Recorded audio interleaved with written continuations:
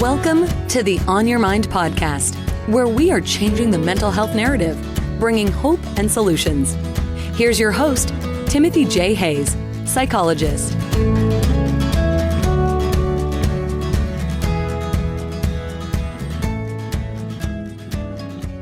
Richard Moss is an internationally respected leader in the field of inner transformation, subtle body-mind dynamics, and living a path of conscious relationships. In 1977, Richard was a practicing medical doctor when he experienced a spontaneous spiritual illumination.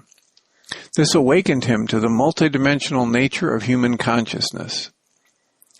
With this realization, it profoundly transformed his understanding of the roots of emotional suffering and inspired him to explore the almost limitless human potential for growth and healing. Impelled by this opening, he released the practice of medicine to devote his life to mentoring individuals and couples whose lives have brought them to the point where they hunger to explore the mystery of their being. Whether called to his work by their soul's yearning to awaken and grow, or impelled by a health, career, or relationship crisis, his comprehensive and evolutionary approach to healing and forging loving relationships has transformed the lives of tens of thousands of people.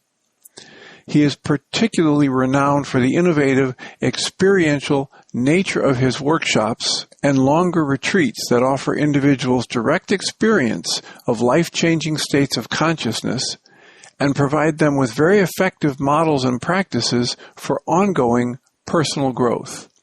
He has published 7 seminal books on his visionary approach to evolution, which have been translated into 6 languages.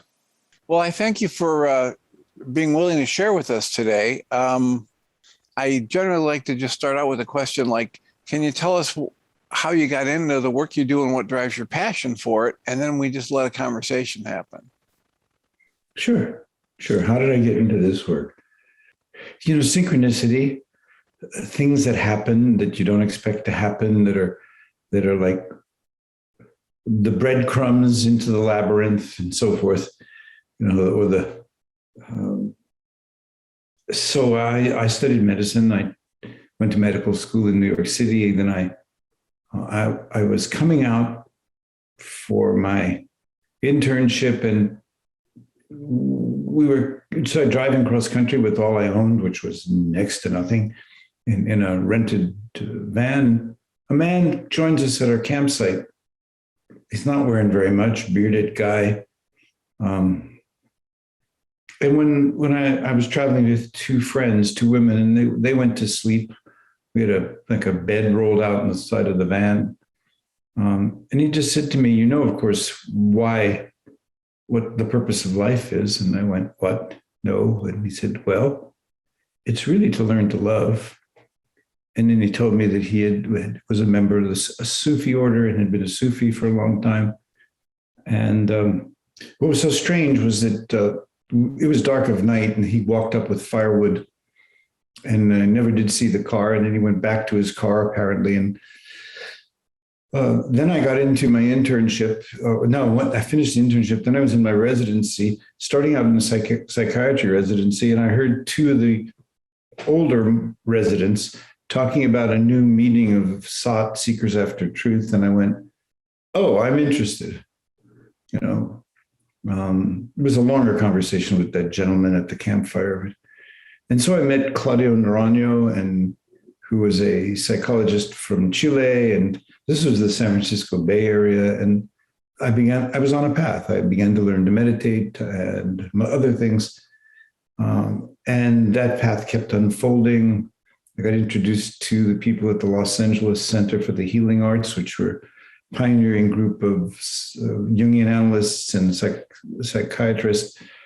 And they were they knew how little we really knew about illness and cancer and what's typically called the mind-body connection. Well, long story short, I started deeper on a path that eventually took me out of medicine. I had an experience that changed me utterly. At least it showed me that there's a dimension of reality that we don't usually explore. And that was when I was 30. And then I began to do this, what I've been doing now, which is sitting with people in groups, primarily in groups. In fact, COVID has for the first time really changed my focus from groups to individuals, couples. And so the essence of what changed in me, in the language I would use now, is that where we suffer and where all people suffer is within a structure that we call me or I or self with a little s. And in that structure, which a baby's not born with, which is why I think Jesus says you have to be like a little child. I don't think he's talking about just innocence. And I think he's talking about there's still no, the baby hears, but there's no hearer. It sees, but there's no seer. And it takes 8, 7, 8, 9, 10 years of development before that self system is really consolidated. And in that miraculous first 8 years, let's say 9 years, we managed to overcome the traumas, the bad mirroring, the pain of our parents, the failures of their relationships. And it's always a spectrum from really the best that you could hope from parents to really some pretty hideous circumstances. But we managed to become me. We managed to become I, and that self-system dominates this for the rest of our lives. And within that, there's a thing we could call the ego. And for me, the ego is what is typically meant by mind body, the mental thinking processes, like our beliefs about ourselves, our beliefs about others, the nature of what we select from the past, from our memory, to justify our present moment emotional reaction or something. See, I don't really think at the level of me or I, we have a past. We have the past that serves our anger, or the past that serves our happiness. We select whatever memory supports the mood or the emotional reaction or in the present moment. And that's what the mandala of being was about. It was about this mental emotional link is what dominates people. It's the source of suffering. So it's not, you don't suffer because you have physical pain or you're getting old. You suffer because you say, I hate this, or I don't want this, or you talk about yourself in the negative. I'm not good enough. And these are all thoughts. I'm a failure. I didn't try hard enough. You failed me, the blame cycle.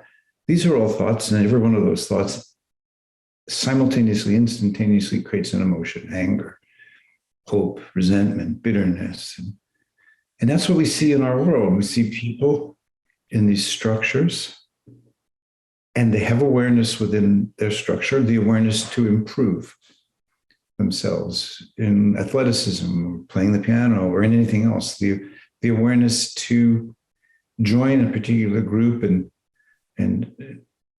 be in service to that. I mean, our awareness is enormous of everything from, look at what we've created, from music to architecture to science. But we usually don't get into a deeper kind of awareness, an awareness that's really linked to the body in the present moment. And so the way I language it is, by 8, 9 years old, the assemblage point of consciousness is me. And if it never changes, that's as far as we go. But there is the possibility of a transformation, a true change that's profoundly healing. And that moves the assemblage point of consciousness to awareness. So for me, consciousness is a relationship. And this is what we do, my wife and I, and for many, many years. It's 46 years for me now, since I was 30. 44 years, but I was dabbling already before I was 30, and just sitting with people and shifting from conversation at the level of the ego to the possibility of a relationship with fear, as opposed to all the thoughts about it, all the planning to be safe, a relationship to loneliness, instead of I'm all the thoughts that reinforce that. A relationship to sensation. So that kind of awareness, when the assemblage point is capital A awareness or capital C consciousness, is always in the present moment. And so it's not in time, and it doesn't have an agenda.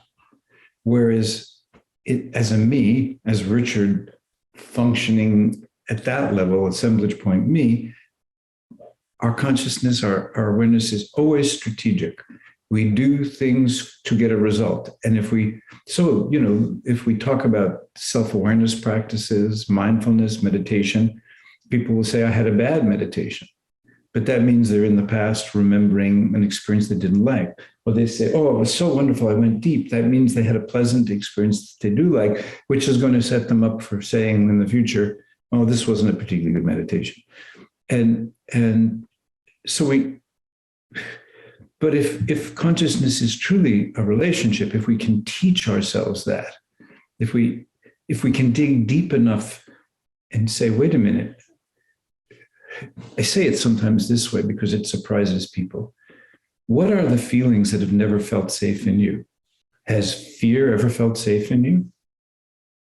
Have you ever felt anger without thinking? Is it possible to be angry without first thinking? And what's underneath anger, if anger happens a lot in your life? What's underneath fear, if fear happens a lot in your life? Is there maybe something deeper? And what if we made those deeper feelings safe in us? How could I possibly do that? Well, you learn in the present moment to come into your body and start to recognize what you feel, and you begin to learn to hold it with compassion and love. And those words are misleading in a way. They're pointers. What I say is, you'll see my bandaged hand. I just had surgery yesterday for carpal tunnel. I say, in the present moment, how you're presencing, how you touch, what you're experiencing determines what you're experiencing. So if you don't like what someone's saying to you, right, in that moment, if you don't like it, you're going to fight or withdraw. You're going to react. You're going to judge. If you can sit there and wait, oh, that person just caused me to feel this. That's so interesting. I know that feeling. And you take responsibility for the feeling activated by that other person in you, activated in you, not by the other person. See, the self-system at me says, you make me feel this way, or you do this to me. So that's a rough, very rough outline of 45 years of growth and change and working with people and living my own path. I truly know that I'm not Richard in the sense of me, and that I am in a functional and in the world sense. I truly know that I'm the relationship with my experience. And how I touch loneliness is how I experience it. How I hold fear. How do you make fear safe in you? Well, because you'd say, fear makes me feel unsafe or terrified. And I'd say, you're absolutely right. At the level of me and the self-system, that's what fear does. But what about fear itself? What is fear? You know, it's certainly our first teacher of survival. Look at all the animals. They're alert, they're alert, they're alert. But it doesn't serve us now, fear. Well, and one of the things that I saw in your work is this clear distinction between, so many of us, when we're dealing with other people, we interchange the idea of the word or the thought feeling and the thoughts about emotion. They're the same. My feelings and my emotions are the same for a lot of people. And you try to draw a clear distinction between those two, whereas emotion relates to the effect that I feel when I experience when I put thoughts to these energy flows, right? Can you say a little bit more about that? How you distinguish between this word feeling and this word emotion? Yeah. Well, simply, in the way that I'm making the distinction, emotion is the feeling or the sensation caused by a thought or a reaction to a perception. But feeling is a mode of consciousness that's quite distinct from thinking. So this constant looping between the mental and the emotional, constant. When a person finds themselves sitting and looking at the ceiling at night and just rehashing something over and over again, I know that what they're doing is, that's creating anxiety, or that's creating fear, that's creating sleeplessness. And then I'll have stories about sleeplessness. But what I know is that underneath that is a feeling that hasn't been met, and it's trying to come forward. Often in the middle of the night's a great time for that, because we tend to be more vulnerable. So feeling as a mode of consciousness gives you information in the present moment. It's very interesting that the Buddha basically said consciousness for human being is sensation. In other words, consciousness isn't an abstract abstract word. For me, consciousness is a relationship. It's a ceaseless interaction relationship. And that relationship is occurring in the present moment. At that level, waves could happen.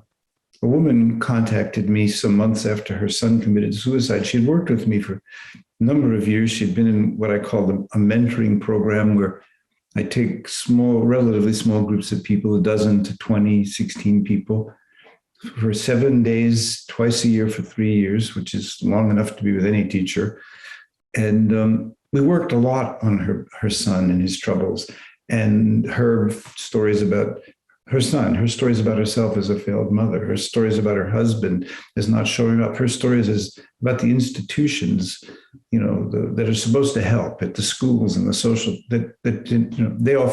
So she lived in the anger of that, and she lived in the judgment and the anger all the time. And we worked and worked and worked until she understood that all of that anger, all of that judgment, all of this, that was the poison. So the emotions poison you. Even the ones you like, because they set you on a line for their opposite. People will talk about hope, but hope and fear are parents. They're like heads and tails of a coin, and trust is a very different emotion. Trust is a feeling, a true feeling. I'm in relationship to myself now. I can always be in relationship to myself. Things may get difficult in the future, but things have been difficult before. And I've always been able to be present in myself. So trust is, or faith, if you will. God doesn't abandon us. The reality is profound and deep, and love doesn't abandon us. And we find our way to that. And then we have faith that wherever we are in the future, no matter what happens, I still have that relationship with Source, or I still have that relationship with myself. So to me, things like trust and forgiveness and humility and compassion, those are true feelings that emerge from getting more and more grounded in our bodies and present. Whereas he doesn't love me, anger, or he doesn't love me, sadness. I should do something. I should leave, fear. He doesn't love me. He should love me. And I'm not good enough. I've had people, women in particular, that are so incredibly high functioning and very successful, but deep down they have this core belief they're not good enough. And I always say to them, and what does that create? And they said, well, it makes me heavy. It makes me work harder. It drives me to keep doing better. But what's the feeling? What's the actual feeling that's underneath the belief you're not good enough? Because it's just a judgment. You're not good enough. And so feelings are like the language of the present moment. They're like music, ever changing. And if you start to feel fear and you're open to it, then it becomes vulnerability. And if you stay vulnerable, then you become much more receptive, much more intuitive, and much more heartful. And so there's no bottom to the relationship with these darker, difficult feelings. You you go deeper and deeper. And the deeper you go with the fear, I often say fear is love's ally. If you have two people that are afraid to get closer to each other, that's the limit of how much they can love each other. But if they face the fear and hold the fear, then they'll risk deeper relationship. So love says, fear. Fear is what shows you that love is worth fighting for, that love is worth working for. You can't bow to fear and have love. You can have a narrow little slice of love for your grandchild or your grandchildren or your own children or some of your children, but you can't. Wherever there's fear, that's the threshold of love. Wherever there's distrust, that's the threshold of love. And so that differentiation of emotion is always created by thinking. And that's the only way I would think of an emotion. So anger, resentment, bitterness, judgment, hope, self-importance, self-defeat, all of that is mind-made, thought-made. And most of the time, if you can recognize I'm telling myself a story about the other person called he doesn't love me, or she doesn't care, or, on and on, then the moment you realize it's a story and that it's making you unhappy, and you relax and come back to your present moment breath, you come back to this moment, then you realize that person is just like you. They're the victims of the emotions created by their thinking, and you don't have to defend yourself from that person. You can be present with them. They may or may not be people you want to get closer to, but often they're people like your parents or your spouse, and it's a pretty good idea to stop the stories and the emotions. And so with that you're basically, without mentioning the word or describing it, you're basically describing the process of you working with the mandala of being, that model you created where this present moment, you call it this focused spaciousness. And I was hoping you could talk a little bit about that as an experience, but that's the center point. And when I'm in that, there is no story. And there's an entirely different experience of my energetic presence and my safety. And if I get into a story about you or me or past or future, then I'm going to create all those emotions you were just talking about, right? Good, bad, or otherwise. Right. It took me a long time. I guess I became conscious of the notion of the mandala model around 1996, because I kept asking myself a question: why am I so clear when I'm with a group of people and I'm focusing that group and I'm listening to people and I don't become emotionally engaged? And then I go home and have an argument with my wife, or distance myself or feel judgmental, or what am I doing differently? And I would contemplate, what am I doing differently? And that's when, way back, when I went through this experience of fundamental change, I didn't know what was happening to me, but thank God I had studied medicine.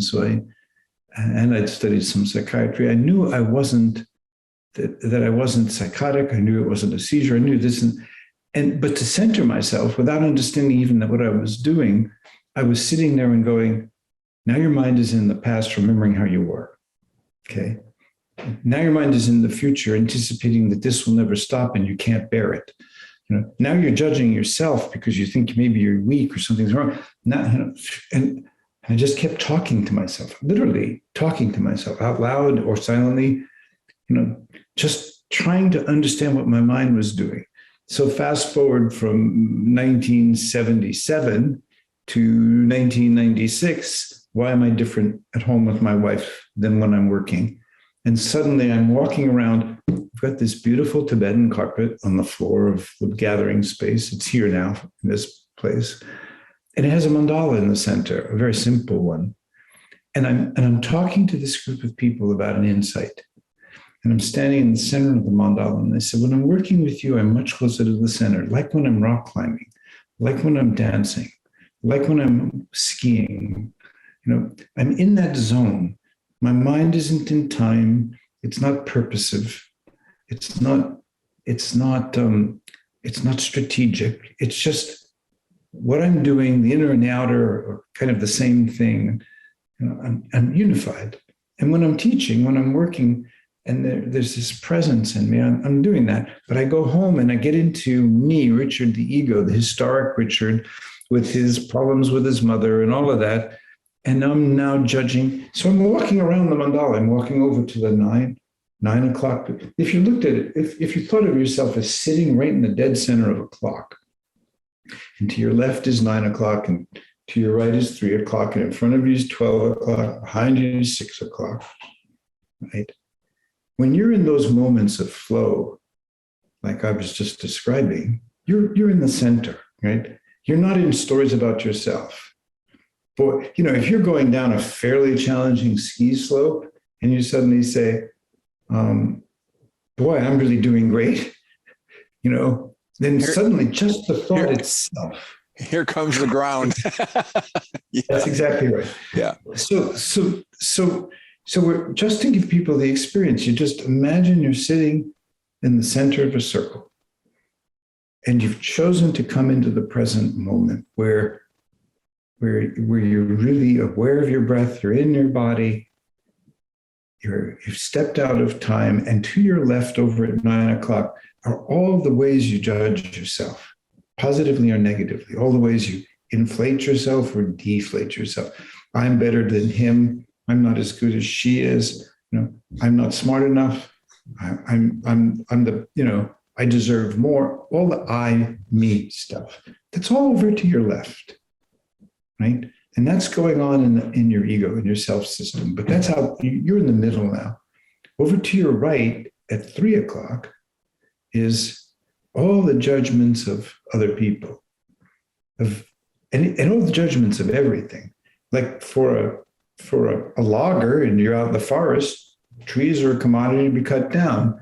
For an environmentalist, trees are a precious resource to be protected and cherished and cared for.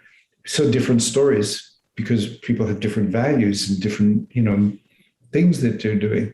And what we know is that a baby isn't born with me, you consciousness, subject, object consciousness, that takes a long time to develop and stabilize. So we have that notion of subject and object, me, you, and oh my goodness, it's a downpour. I can hear it. So behind you are all these things, is a deep ground of memory. But so I call those the past stories. So that's the positive nostalgia, the negative nostalgia. So like take, for instance, if you're angry at someone, right? And then you look into the past and you remember all the things that person did that have gotten you angry before. Or you look into the past and you remember how your father treated your mother, or your mother treated your father, and you select from your memory whatever justifies you being angry, right? So now we have me, you stories in the back. We have this ground of the past, but it's not really memory. I mean, it's memory, but it's psychological memory, and it's constantly changing, and it's being selected. It's not right remembering. It's not, this is the actual situation, because at the time that memory is imprinted, you have a particular consciousness, and so you imprint it in a certain way. Then we know that those kinds of memories, especially strongly emotional memories, are reimagined every time you have them, and they're reimagined according to the mood of the moment. So in that sense, there's no true past at the level of the ego. There's just what justifies my anger, my sadness, my fear, my resentment, my bitterness, my neediness. And in front of you at 12 o'clock are all the ways you can imagine the future, but we actually know that nobody can know the future, so that the future is truly imagined. But when we're me, we don't actually have a future. What do we imagine? We imagine some form of the past that might be better, and that leads to hope. We imagine some form of the past that could be worse, and that leads to fear. And so hope and fear, we swing between those. And those are the stories in the future. And if you look around at the world, at people, you go, wait a minute, why? There's almost a tsunami of fear in our world now. And that leads us to a different subject, which is why are we so susceptible to fear? And how does the left brain and right brain and the nervous system really work, and other kinds of things. But that aspect of my work that has to do with presencing and being in the body and feeling, the mental emotional process is stories about myself, stories about others, what I'm selecting from the past, and how I'm imagining the future. And that creates the present moment activation in your body of fear, anxiety, heaviness, contractedness, hopefulness. But that circle around you, that assemblage point is the consciousness of the me that a baby doesn't have, and that then most of us never let go of.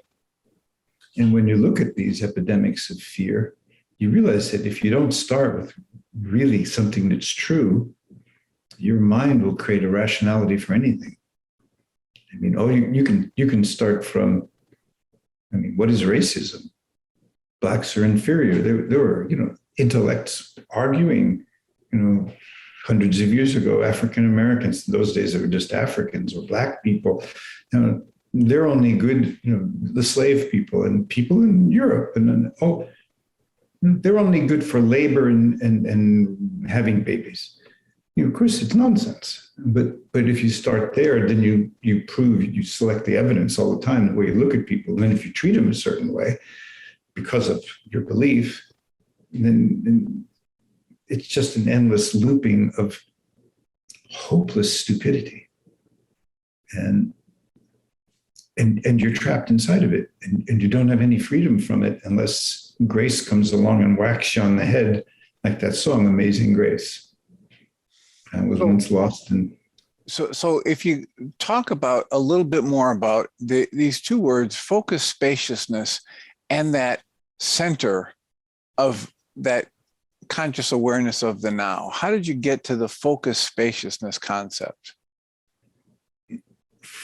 How do you describe a state? The problem is language gets to a point where you either have to be in poetry, or you kind of have to be singing or something. But the state of being truly in your body in the present moment with your mind silent, not activated, is a state of precise perception, right? That is, you see colors vividly in a way you hadn't seen them before. You hear sounds vividly in a way that's clearer and more distinct than before. You feel yourself penetrated by the natural environment, the natural order. In fact, your body responds to just walking in the forest with a drop in your cortisol levels, your stress hormone levels. And so you're so awake. Everything's so sharp and clear. And in that sense, focused and precise. But there's no beginning and no end. It's not outside you or inside you. There's no you, really. The witnessing consciousness steps into the background. So when I try to describe the state, as you move away from the me, you, past, future dynamic toward that center, which athletes know to a certain point, when you look at lives of exceptional athletes, you look at the quality of focus that they can have, right? How they can tune everything else out. And yet they can see, the context in which they're performing, whether it's Tom Brady as a quarterback or, some great golfer like Tiger Woods, everything else is excluded. They're very, very focused, and they're spacious in the context of that activity, but they're not spacious in the context of day-to-day life necessarily. I don't know them personally, but we all know that. People who function very high on one level, exceptionally high, way, way above the norm, but are so limited in other ways. when you really are grounded in the present moment, how do you describe it? So I called it focused spaciousness. Sometimes I call it relaxed readiness. Because most of the time when people relax, they get sleepy and unfocused, right? But if they're ready, they're on guard, they're tense, right? But what if you were absolutely ready? I mean, kind of the apocryphal image of the master martial artists, I've heard stories where, the great martial artists, when they're judging others, will sometimes see two contestants in front of them who haven't yet moved. They're preparing themselves, but and they'll declare one of them the victor because they felt one of them's mind move. And if the mind moved, you'd lose. You had to move without mind. So how do you move without mind? Right? Well, gymnasts do that. And athletes do that all the time. And in martial arts, you're taking the contemplative, meditative world into a martial, physical, athletic domain. And as I said, these are kind of apocryphal stories. But so when I was trying to language what it's like to be focused and spacious, so if we have an audience now and people want to, if they're not driving or something, if they close their eyes and just take a position in yourself and you say, here am I. I'm at the beginning of myself. Everything, there's only the now. Probably the most important, profound insight any human being can have, that there's truly only the now. And what do you experience in that now? You experience your breathing. So as you're breathing in, you just feel your body breathing, but really feel it, not spectator from your head. And you breathe out and just feel the body, that sensation, the coolness in your nostril, the softening in your chest, the softening in your belly. And the next in-breath. And with each out-breath, just keep relaxing without getting sleepy. So there are practices that are at the heart of everything I do that are about cultivating and stabilizing the ability to have an anchor in the present moment, which is sensation. So, for example, all the trials and tribulations of life, but all the time you were breathing. And when you're thinking about the people you're angry with, or you're fearing the outcome of some really disastrous situation and so forth, do you also remember your breathing? Because if you have the anchor of your body breathing in the present moment, you won't get deeply lost in an emotion like fear. You won't go into the future and get lost in distrust and anxiety, even terror. So you have to develop an anchor in the present moment in the body. That's the very first step of awareness practice, consciousness practice. And it's not taught in psychiatry. It's not taught in psychology. Though right now we're weaving together the mindfulness practices, the awareness practices, and into our psychological thinking. Those practices, as you're talking about, that we can actually get better and better with practice of identifying the thoughts that pull us out of, as you said, if you're in the moment and you're aware of your breathing, you won't go into fear. And then my mind said, yes, unless I think, oh my gosh, I can't breathe. And then I pour a lot of thoughts into the sensations and I start to catastrophize it. But I'm glad. Yeah. And I'm glad you mentioned this, these athletes that get into the zone and they sink basketball shot after basketball shot and they don't know why. Or I think of Larry Bird when you were talking about the focused spaciousness, because he would go on a basketball court and not look and pass right to his player who was, inches away from an opponent. And he had that awareness when he was on the court that I think it has to be akin to what you're talking about, that we can develop in this now awareness, this now present moment experience. Well, yeah, and it's often called meditation practice, or nowadays mindfulness practice, or contemplative prayer. But you do have to practice. You if you want to stop being afraid and angry, you have to bring yourself into the present moment so that you can see what your thinking is doing to you. Yeah, how you're creating the anger or the fear. Yeah. Only you do. Nobody else creates anger or fear in you. I mean, let's there are people who manipulate fear in other people purposely because it gives them power. But they can't manipulate an awake or aware person. They just simply can't. And the ones who are manipulated and become angry, they want to join with a group of similarly angry people. Or the ones that go to church and create a community of fellowship.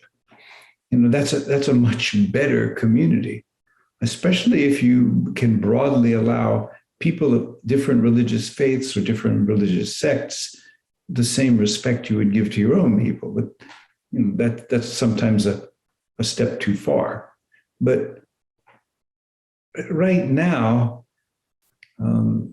historically right now, we see that social media allows fear to be spread baselessly, without factual base. And it's so difficult to step into it. And because whoever's listening to us now, I don't know what they've chosen to believe. I'm astonished at how many people don't want to be vaccinated, even well-educated people. I'm astonished.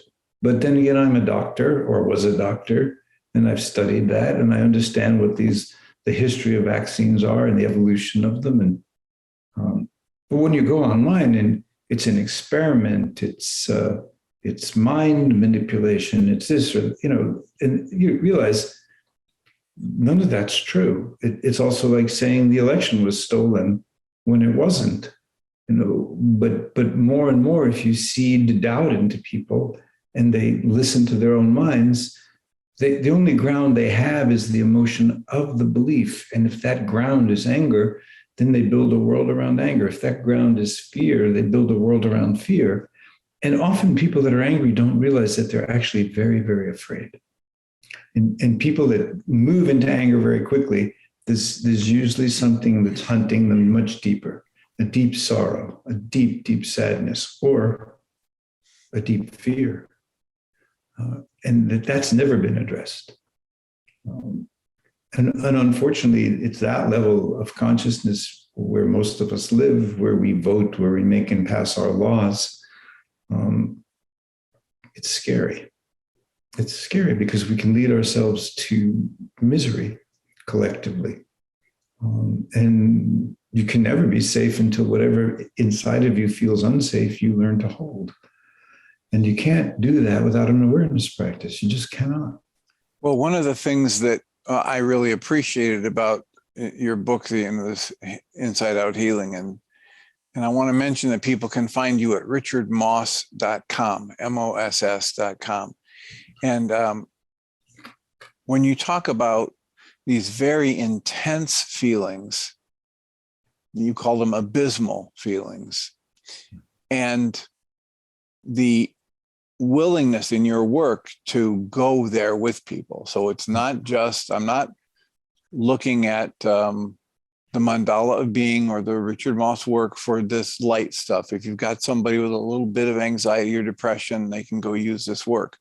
You're looking at the full experience of us as humans and talking about, what you do with using the same mandala, but, adding a few stop signs here and there to remind me to stop producing thought about this intense feeling or experience and being with it. And how more and more, I'm not sure if you're aware of it, but, this My Stroke of Genius, the woman who Yes, Jill Bolte Taylor. Jill Bolte Taylor has been talking lately about the research that says if you will just be with and not fight, push away, or grab onto an emotion, it's going to move through you in about 90 seconds in terms of the neurological system and this energy flow. And so, that's the kind of thing that came to mind when I was reading your work on and using the mandala for these more intense feelings. And you remind me that I started an anecdote and didn't finish it. I was talking about the woman whose son was troubled, and all the work she did with me about her anger. Well, she called me and she basically said a couple of months ago, I was driving my car. I got a call that my son had committed suicide. And I had about 30 minutes before I'd get home and the phone would ring and I'd start to have to make organize and this and that. And she said, what was so extraordinary in that half hour, she said, I opened myself to feelings, and it was the beginning of opening to them. She said, I would never wish on another human being, but I never for a moment suffered. And she said, because if I'd done every story, I'd worked with you on every story, every judgment, every form of anger. So instead I could just feel.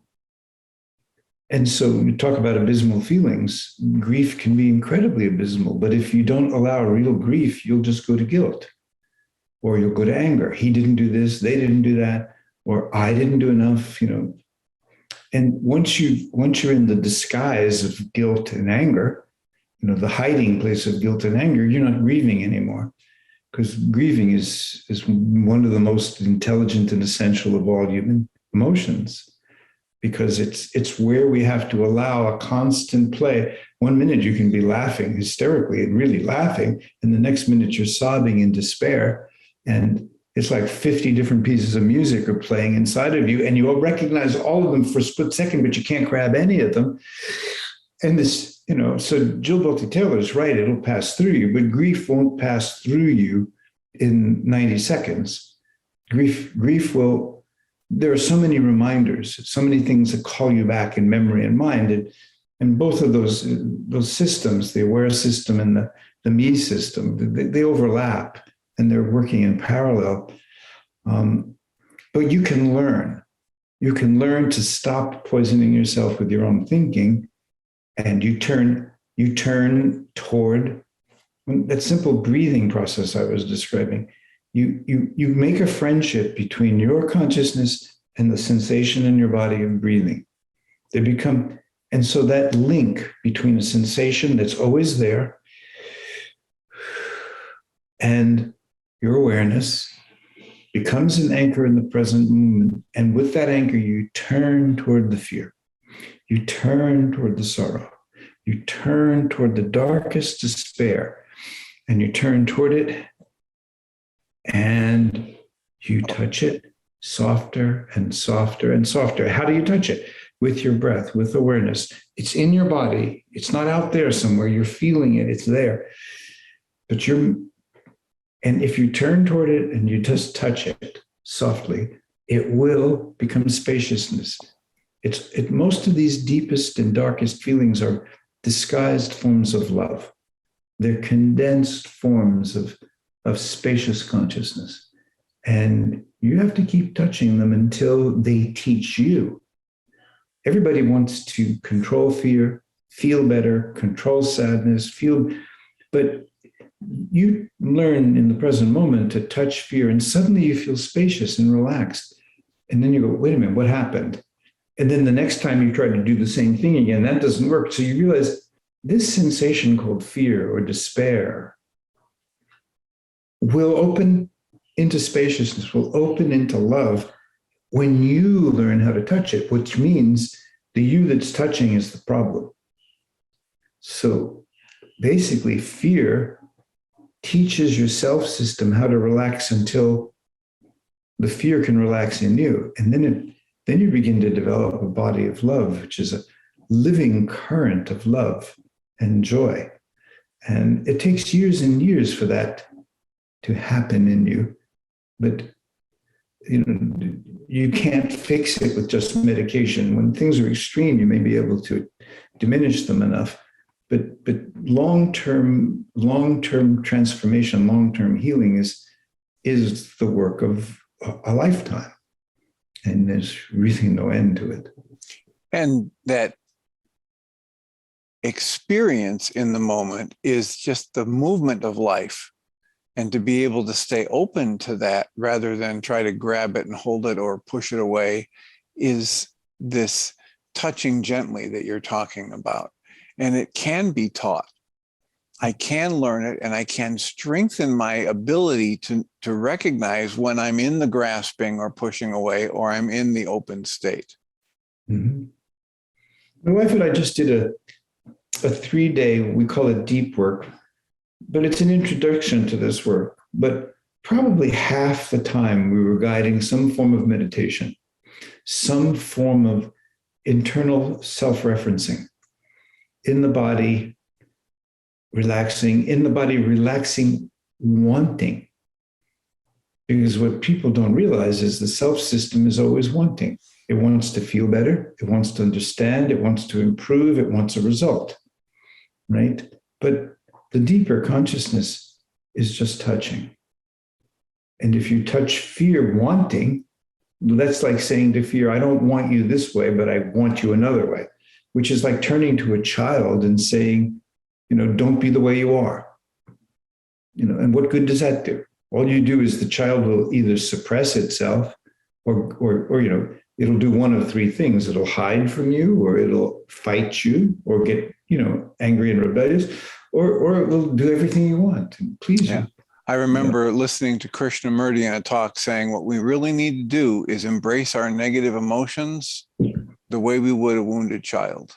Exactly. As if you were the wisest of grandparents, right? And you toward your own feeling. Yeah. Toward your own feelings, right? You take them like a child that's been terribly wounded, and feels deeply unsafe. And you stay with that. You consistently breathe with that inside yourself until that child teaches you what it needs to feel safe. So if it's fear, it teaches you how to touch it, how to presence with it, so that the fear is no longer fear. And then it becomes spaciousness, or it becomes openness, or it becomes, and it even can become love, almost in an instant sometimes. Well, really in an instant sometimes. And, how are we going to ever make people safe? You can't pass enough laws to make yourself safe. You can't blame enough people for a bad world and then think that if you contain those people, then you'll be safe. And I mean, if you can't make yourself safe through a relationship with what you feel, you'll never actually be safe. Are you expecting your husband to make you safe, or your wife to make you safe, or your children to fix your life, or your job to fix your life, or money to make you safe? And all of them can contribute to something good or not good in you, but it's really up to you. It's up to each of us. We're 100% responsible for our reactions. And see, that's a path. If the people that are listening to us simply say, okay, well, how do I live this? Then I'll say, you have to decide what your awareness is in service to. In other words, you have to decide why you're here. And if you decide that creation itself was an act of love, that, as Jesus taught, God is a God of love. If you decide that love is the purpose of why you're here, now your awareness is going to teach you all the ways you stop loving you. You see? And then now you have a purpose. But if you don't have a pole star that you're steering by with your awareness, then you'll steer by the shame you feel one moment, the anger you feel another moment, the anxiety you feel another moment, the hopefulness you feel another moment. You'll be bouncing all over the place without any anchor in yourself, in your body. But the moment you say, wait a minute, I'm here to love, it's kind of to me, less abstract than saying I'm here to love God, or waiting for God's love to fix you. God's love doesn't fix you unless you turn around and love God. because how you touch that determines your experience, right? You are you are the creator of the God you believe in. The attributes of that God, which are your belief, create how you choose to live your life. Because other than that, nobody has ever known anything about God. So if someone like Jesus, if Buddha says, there is no independent origination, everything is karmic, everything's related to everything else. And if you get into the present moment sensation, and you look at the myth of the Buddha under the tree of life in his part of the world, which was the Bodhi tree, it's everything that came at him, he let it pass through. Everything he came at him, let it pass through. But in order to let it pass through, he had to keep relaxing himself. He had to keep letting go of the me. And when Jesus says God is love, he's basically saying, okay, now you change the purpose of your life. And now your self-awareness is in service to how do I stop love? And what fear plus self-interest are the absolute, that will stop love every time. Self-interest plus fear, no more love. And the point is, just because as you say it, my mind is going, why is he talking about stopping love? And the point is, if I understand how I'm stopping the flow of these life energies through me and my ability to experience love, then I can choose something else and allow that flow and be in the experience of love and have an experience of myself in the world that's dramatically different. Imagine two people come to make their vows. There's always, usually, most of the time, marriage vows. There's usually someone representing a religion, therefore kind of a symbolic connection to God, and you make your vow in front of God. But to me, the vow is not to love that person till death do us part, but to love with that person, right? Because transactions between me and you, I'll love you if you love me, right now I love you and I can imagine nothing but a wonderful world in the future. But, there's a whole lot of shadow in us. And pretty soon the one you love becomes the source of a whole lot of problems. And so the transactions never work. Not when love is, you have to have a relationship to love itself.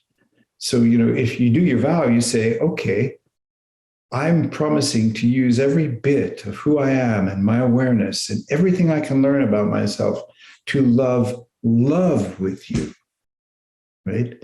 And now when I see that my mind is dividing me from you, do I want to keep going down that road of divided mind? Because as soon as you divide your mind, then you project division into the world and you see it.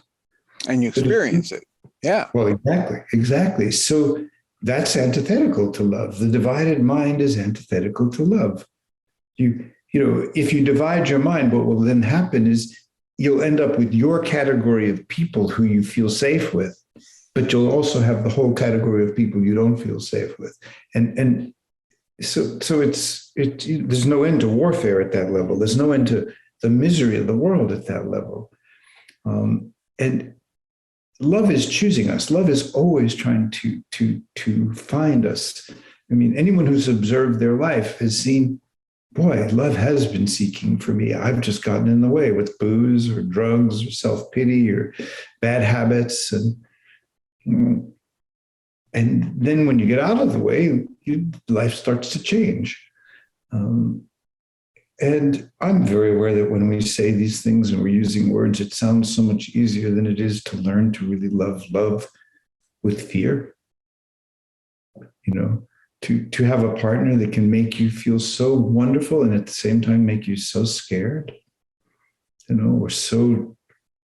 then what does this mean to love with someone else? What does it mean to want to come back to the center of the mandala and stop the me, you, past and future stories and start again right now? I often say to people after our gatherings, retreats, go home and on the mirror in your bathroom and on your refrigerator, everywhere where you say, who I am begins now.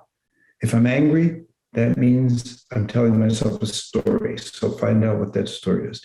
If I'm afraid, it means that's a feeling I need to turn to and stop the stories that may be activating it and see what's really there. It might not be really fear. It might be deep sorrow. Sometimes when you stop the stories that are creating fear, what's underneath is just spaciousness and ease. You just don't know, because we protect ourselves from our depths with this mental, emotional, mind-body connection. And that's not the deeper mind-body connection, because the deeper, the big mind and body, that's a body of love. It's literally a current of joy and love in your body. And it's always there. So the moment you sit down, there it is. When you're doing and you're focused, it's always there, but your attention's somewhere else. And when you make the image of Larry Bird, knowing how to make a pass without looking at the person, or I used to watch the Chicago Bulls with Michael Jordan, and you could see the energy change. Michael could change the energy field of the team and of himself in that context. I'm sure that in many other contexts, he's struggles with life like everybody else. I believe I read he had a gambling problem at some point in time, but he was a remarkably aware and awake person on the court. So was Larry Bird. And sometimes we're better coaches than we are players. In my life, I tried to be a really good coach, but live the path myself every single moment. And to have found this path, and now to be 74 and know that there's nothing that ever can come to me in the future that I'll meet it with a yes as best I can every time. So there's nothing ever to be afraid of. And the future is always going to be stolen sooner or later. You'll lose your money, you'll lose your health, someone you love is gone. The future that you imagined, it can be stolen in a blink. So the only thing you have is your relationship to yourself right now. And the deeper that is, the closer you are to everyone else. So it's not this, I'm going to have a relationship with myself, and that's kind of narcissistic and exclusive. It's not that at all. Right. This is in that recognition that we're all connected. It's all energy. And just because I can't perceive those energies with my senses doesn't mean they're not there and that I don't live and swim in them. So, yeah, and you feel as your mind gets calmer, your body feels those energies. The body is it's the most intelligent part of us. And the feeling intelligence is the next most intelligence, and the thinking is the least intelligent, because it can be led astray by anything. You can build, you can build crazy realities with your thinking and not believe they're crazy because they seem logical to you. There's so many good experiments that demonstrate how crazy our left brain is, the part that's representing with words, compared to the right brain, which is presencing right now all the time. And I mean, we could talk about all these things for long periods of time, but when I sit down with someone, I'm aware of a lifetime of practice in myself. I'm aware of the kinds of feelings that are pushing people into the thinking they have, the wounds of childhood that they're deeply needing to heal. Because one of the things about the intelligence of who we are is that we will try to resolve conflict and heal all our lives. Somehow we will try. Yeah, we'll try to make sense of it.